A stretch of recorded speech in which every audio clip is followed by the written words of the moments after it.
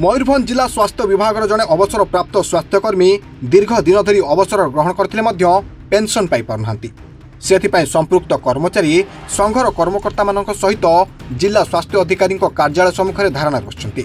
मयूरभंज जिलार अवसर प्राप्त बहुमुखी स्वास्थ्यकर्मी सुभाष चंद्र मयूरभंज जिलार विभिन्न डाक्तखाना कार्यरत थे।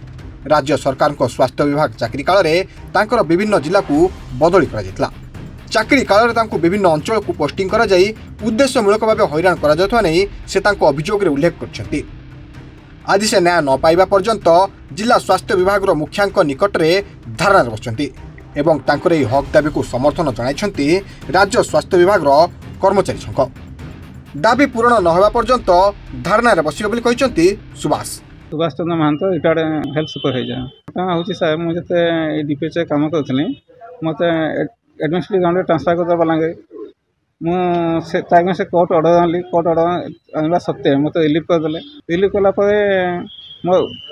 पुणी जो कंटेम्प्ट केस कली कंटेम्प्ट केस कला मत डाकी जॉइन कले जॉइन कलापर भी ड्यूटी कली कि दरमहा देले ना जो डिप्लोमेट कैंसल है से मत रिलीफ कले कि आज service regular करूना।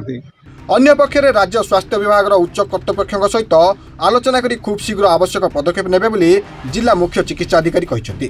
Doctor Kishore Kumar आचार्य सीडीएमपीएचओ मयूरभंज जो धारणा बसती विषय से आगु भी से चिठी लिखी से आम केतेथर आगु Bhubaneswar department head of the department को जनईचु। Mayurbhanj Subrat Pradhan report reporters today.